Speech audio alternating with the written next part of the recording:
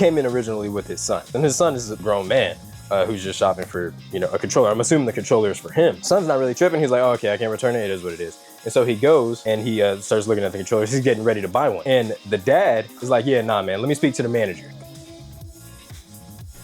Yeah, boy. And I was like, I am the manager, sir, unfortunately. So you're gonna have to figure something else out. There's not really anything I could do for you, man, unless you want me to swap it for another one. Even if I were to swap it for another one, there was no way for him to like take the new controller and then try and return the exchange product. He was like, let me get your manager's phone number, actually. I couldn't give out the district manager's phone number. There was no way I could. It's against policy. I'm not losing my job because you bought a PS5 controller when you meant to buy a PS4 controller.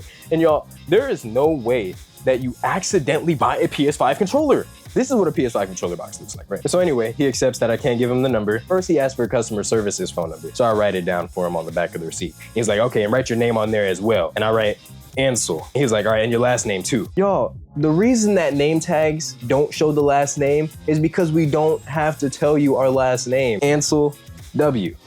That's it. And so he's like, all right, so you're refusing to give me your name and you're refusing to give me the manager's number. Okay, cool. Man, I'm not refusing to give you the number. I can't give you the number or else I'm gonna get in trouble and lose my job. You're not worth it for real. Anyway, he keeps saying that and his son is still looking at the controller. So his dad stomps out the store and is like, hey, come.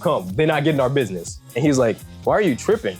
We can't return the controller. That's what his son tells him. Anyway, I told his son, I'm like, look, man, if your dad's saying to go ahead and go, man. It is what it is. But wait, there's more! Fast forward to the next day, the dad comes into the store with a hoodie on and a PS5 box, places it on the counter, and was like, hey man, I need to return it. It's unopened.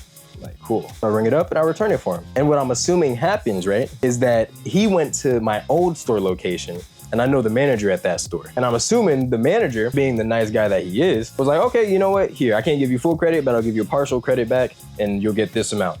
And that guy impulsively is like, you know what, you took care of me, I'm gonna buy a PS5. Kind of make it seem like, well, yeah, if this guy would have done that, then I would have bought a PS5. And then he comes in the next day to return the PS5. Why do you feel so entitled? Had you come into the store and had said like, I know it might seem hard to believe, but I accidentally bought a PS5 controller instead of PS4 controller, I would have been like, you know what? I'll see if there's something I could do. But when you come into my store and tell me, hey, return this for me, and that is how it's gonna work, and you're gonna do this, that, and the third. No. So here's what's going to happen. Now you're gonna leave without a new controller. By your choice, because you could have just bought another controller, but now you're gonna leave and you're not getting any money back from this store. Entitled. I don't get it. I do not get it. The audacity of some people, man. The audacity.